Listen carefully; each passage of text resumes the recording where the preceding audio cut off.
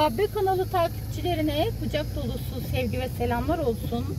Evet sevgili dostlar, Karaburun'a bağlı Yeni Liman mahallesi ya da köyü. Evet, güzel bir noktadayız. Sağlı sollu bahçeli evlerin olduğu yerden geçtik. Geldik, burası sanıyorum merkezi noktası. Burada aracımızı park edecek bir yer bulalım ve bize bilgi verecek birisini buluruz diye düşünüyorum. Evet, şurada park edecek bir yer bulacağım önce. Evet, neymiş? İzmir ili Karaburun ilçesi Tepeboz yani Yeni Liman mahallesi imiş burası. Evet, etrafı komple dağlık. Burası da merkezi noktası. Evet, şurada limanı var. Alabildiğine deniz.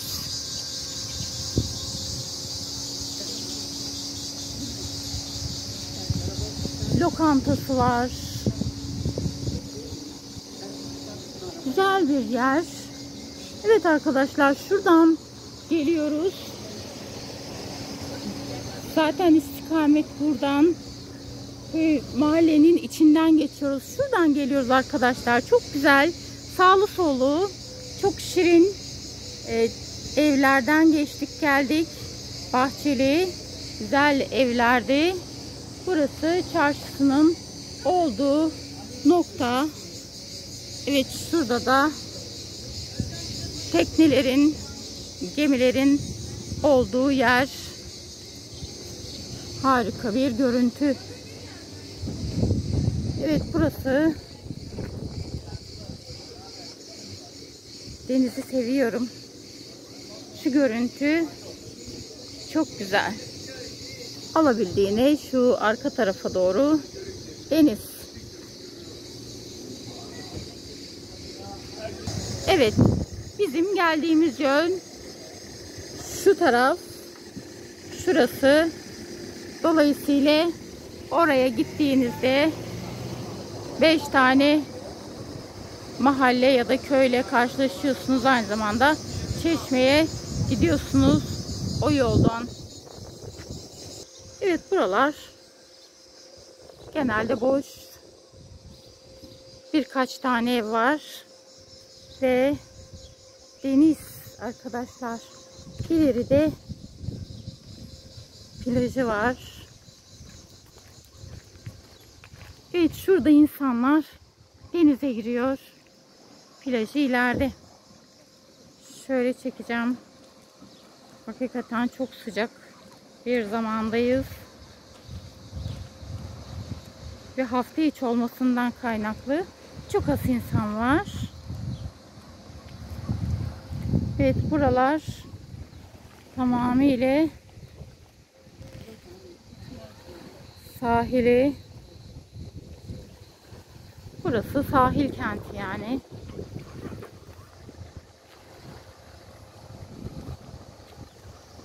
Deniz çok güzel. Çok keyifli. Evet. Çok da güzel bir yer. Sakin. Son derece sakin. Buradan Karaburun'a geçip gidiyorsunuz. Ama yine de çok sakin. Evet, burada pansiyonlar da var.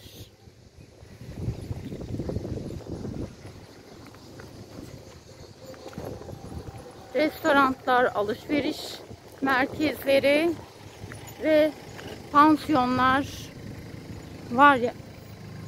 Gelen pansiyonda kalabilir mesela.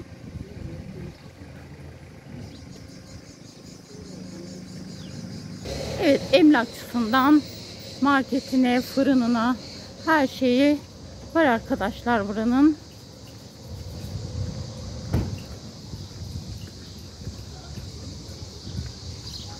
Bu yol aynı zamanda Karaburun'a bizi götürecek olan yol. Evet, ev yemekleri, marketler, kafeler, pek çok yer var.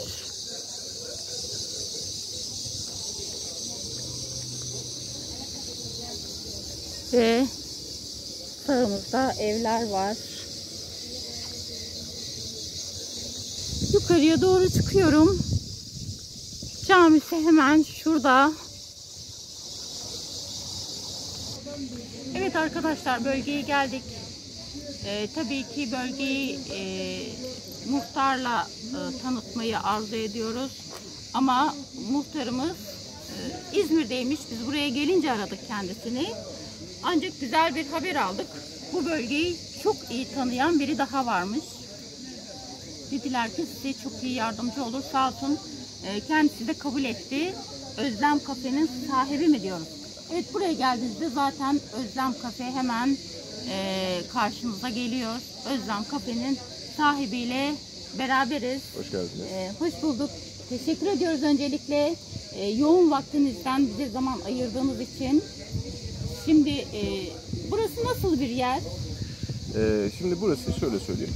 Ağırlık olarak yaz dönemlerinde daha çok insan sayısının bulunduğu, popülasyonun arttığı ve balıkçılığın had safhada olduğu bir bölgemizdir. Normalde Tepeboz Mahallesi'ne bağlı, yukarıda Tepeboz Mahallesi'ne bağlı bir yerleşim yeridir. Küme evleri diye geçer. Mahallemiz, burası küme evleri mi? Evet, küme evleri diye geçer, evet. Ama yoğunluk burada, bu bölgededir. Çünkü 75 senesinde yukarıda olan bir depremden dolayı Tepeboz Mahallesi aşağıya Yeniliman tarafına doğru yerleşmeye başlamışlar. Bu dönem itibariyle işte daha çok yazlıkçı vatandaşlarımız ve balıkçıların popülasyon artırması sayesinde bu şekilde hep beraber yaşıyoruz burada. Peki şu anda yukarıdaki evler atıl durumda mı kaldı? Şimdi şöyle, son bir 10-15 yıldır özellikle İstanbul'dan gelen vatandaşların revize etmeleri, evleri revize etmeleri, restore etmeleri sonrasında birçok ev kurtarıldı. Evet. Yaklaşık bir 10-15 civarında evde de halen daha eski Tepeboz Mahallesi'nde yaşayan vatandaşlarımız mevcut. Yani yerli vatandaşlarımız mevcut. Onun dışında yani tabii ki atıl durumda olan evler de vardır. Vardır mutlaka. Ancak peyderpey kaç senedir insanlar buraya yerleşti? Şimdi şöyle, 75'ten önce de bir yerleşim var ama çok az bir oranda. Yani şimdi Karaburun genelindeki şeyler şöyledir, yerleşim yerleri şöyledir. Çok eski dönemden, Çakabey döneminden 1500-1400 yıllardan beri kalma Korsan istilasından korkmalarından dolayı hep dağların üstlerinde, onların içlerine yerleşim önce yaparlar. Önce yukarıya kaçtılar, tabii, sonra tekrar aşağıya. Şimdi şöyle, yukarıya kaçanların deniz kenarında mutlaka her köyün bir ufak da olsa yerleşim merkezi vardır. İşte balıkçılıkla uğraşırlar. Yazları geldiği zaman aşağı inerler. Evet. İşte Karadeniz'deki gibi yaylaya çıkılıp aşağıya inilme oluyor. Burada da aynı şekilde mevcuttur. Yeniliman'da işte 1900 yaklaşık 30'lardan 40'lardan beri bir şey var, yaşam var. Ama çok minimal boyuttaydı. Anladım. Sonradan tabii, kalabalık. Depremden sonra özellikle. Peki buranın geçim kaynakları sadece balık mıdır? Ağırlık olarak balıkçılık, evet. Balıkçılık. Yani onun haricinde reçberlik, yani tarım dediğimiz olgu da mevcuttur ama bizim ovalarımız çok azınlıkta. Evet, çok az.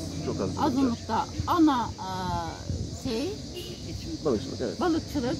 Peki buraya bir insan gelmek isterse otobüs dolmuş var mı, yoksa sadece özel araç mı? Yok, şöyle İzmir Üçkuyular'dan kalkan ilçe garajından kalkan Karaburun'a kadar gelen bir şeyimiz var. Otobüslerimiz var, mevcut otobüslerimiz yaz kış devam eden.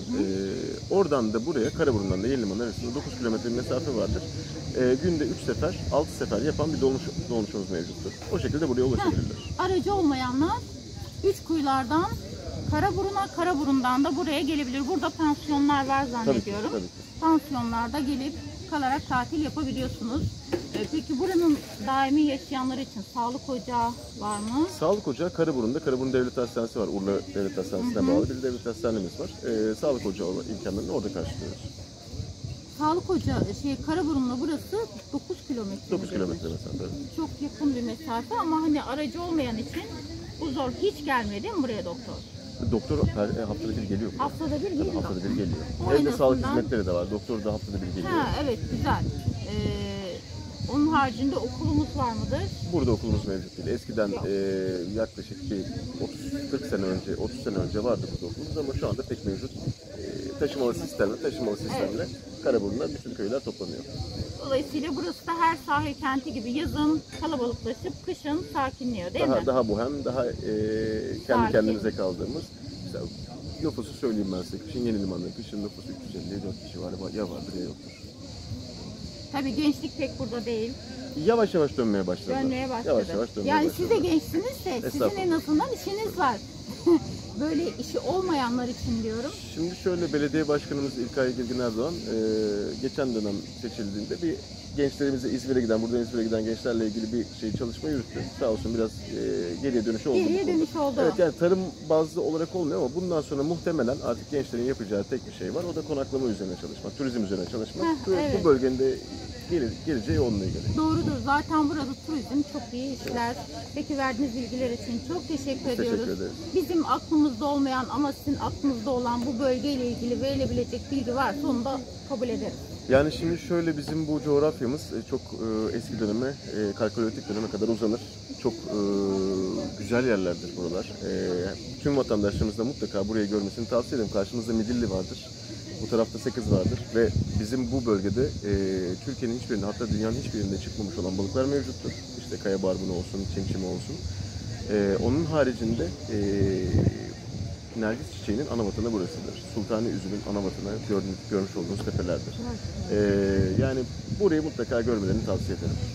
Birinci elden gelip en azından buranın havasını almalısınız. Hakikaten ortamı beni de çok aldı içine. Çok güzel görüntüsü var. Hakikaten öyle. Çok teşekkür ediyoruz gerçekten. Güler yüzünüz ve bilginiz için. Evet arkadaşlar, merkezi noktası şuradan çok az aşağı gittiğinizde hemen sizi karşılıyor. Ve şu an caminin olduğu yerdeyiz. Evet. Çok az yukarıya çıktığınızda zaten burası sizi karşılıyor. Ve aşağıda Kalamar Kafe Restoran varmış.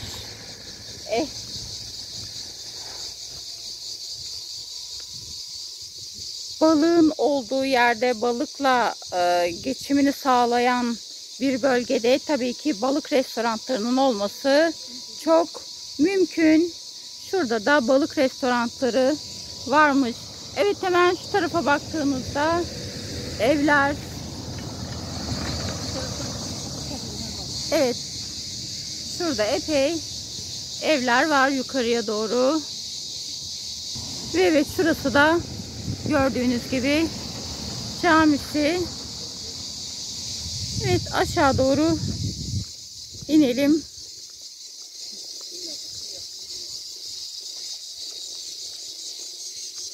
Restoranların olduğu yerlere bir bakalım. Evet, Kalamar Kafe şuradaymış zaten. Ve yine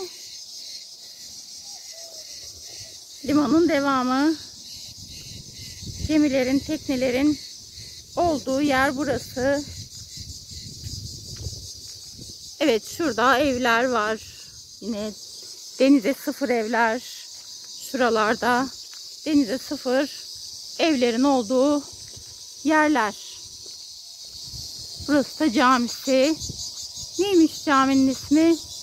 Hacı Belika Bilgiçer. 1990'da yapılmış bu cami. Evet. Yani doğru, düzeltelim. 1990 yılında yenilenmiş. Evet, cami esasında Hacı İbrahim Akdağ tarafından yapılmış. 90 yılında da bir onarım geçirmiş.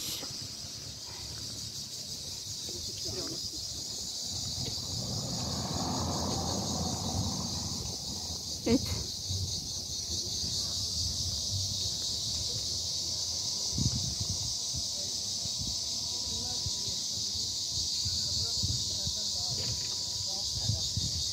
Çok keyifli, çok güzel bir alan. Çok sakin, sessiz.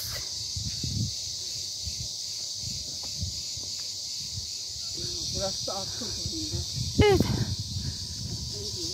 Atıl mıdır bilmiyorum ama öyle bir görüntü var arkadaşlar şu ev için. Hemen arkasında yine başka bir ev. Bunlar atıl durumda gibi görüyorum.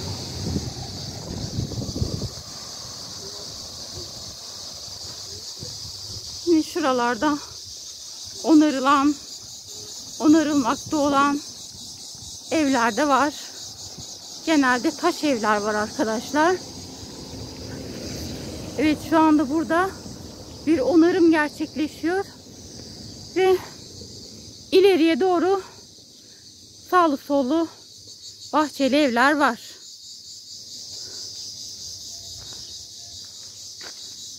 Evet, şuradan manzara muhteşem. Hakikaten çok keyifli bir nokta diyebilirim.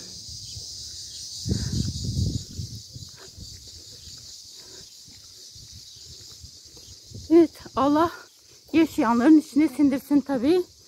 Çok güzel bir yer.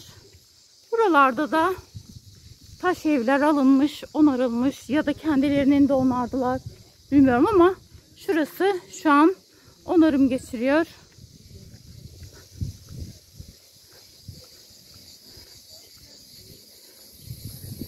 Ve gördüğünüz gibi bu taraf olduğu gibi bahçeli evler. Manzaraları çok hoş tabii ki. Hepsi de deniz manzaralı. Çok keyifli bir yer. Evet, şuradan yine deniz manzarası görüyorsunuz. Hakikaten son derece güzel, keyifli bir yer.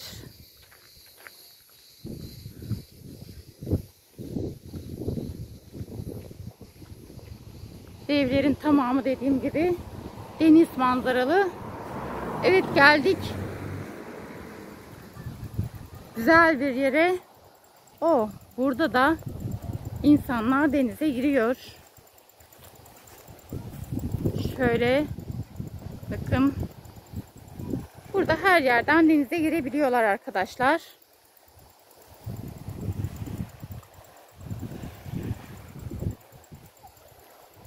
Minnoş, sen ev kedisi miydin, geldin öyle yanıma? Ha, şirin şey. Evet, harika bir noktadayız şu anda. En sıcak saatleri geçtiğimiz için hala sıcak ama artık öğleni geçtik.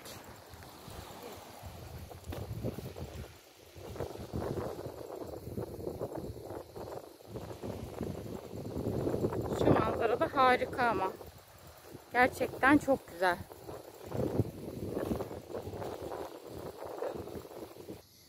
Evet, sağ tarafımız alabildiğini ev, sokaklar var arkadaşlar.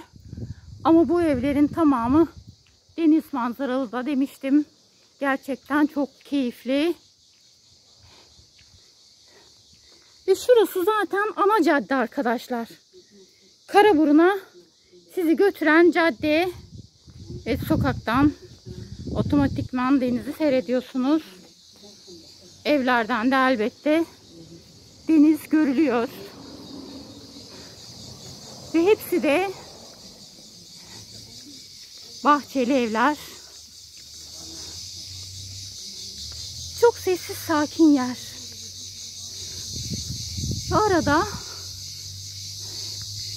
atıl durumda evler de var.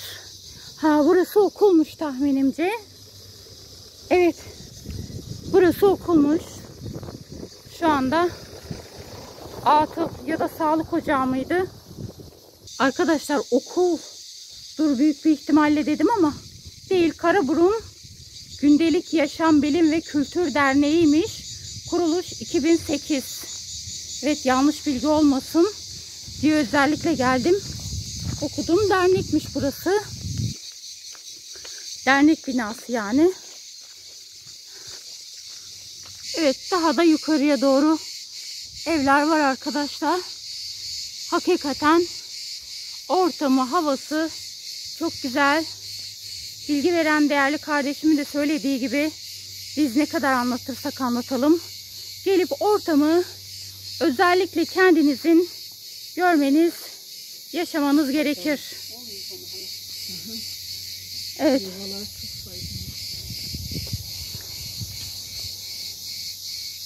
Evet, dediğim gibi burada nereden bakarsanız denizi görüyorsunuz. Derneğin olduğu bina şurası. Hemen deniz tabii ki.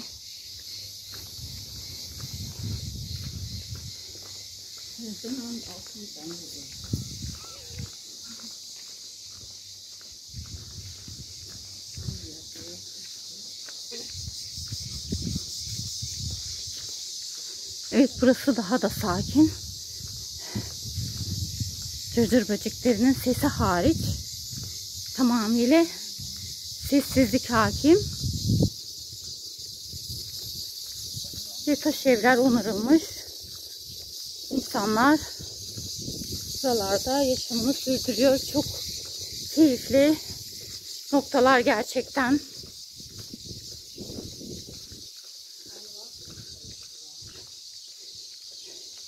Evet, şurada da bir ara yol var. Yine sağlı sollu evler var. Her sokağa gezmek çok da gerekli, çok da anlamlı değil. Sonuçta birbirine benzer. Evet, manzaraları çok güzel, ona bir şey demiyorum. Şöyle yukarıya doğru yine sağlı sollu bahçeli, kimi tek katlı kimi iki katlı evlerle karşılaşmanız mümkün. Oy oy oy, bereketli olsun diyelim. Görmek bile çok keyifli şurada. Allah sahibinin içine sindirsin. Görüntü çok güzel burada. Bunları seyrede seyrede gidiyoruz. Şurada da narlar var. Ağız tadıyla tüketsinler.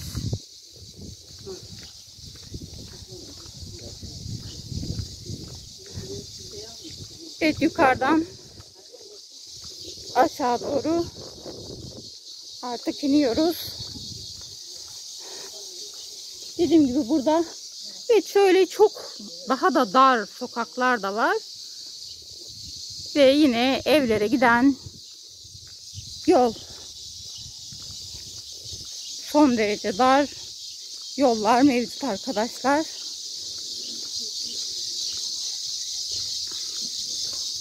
Evet, gördüğünüz gibi sokak bile deniz manzaralı. Son derece keyifli bir yer.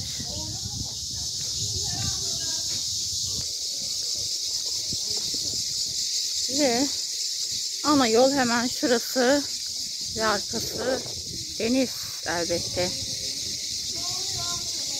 Görüyorsunuz, tek arabanın geçebileceği dar yollardan geçiyoruz.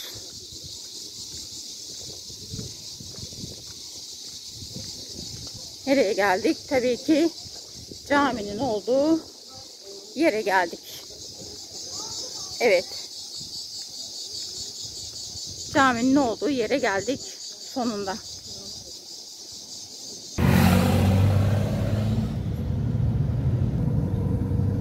Ve arkadaşlar, bıraktığımız noktada değil, buralarda da evler çok.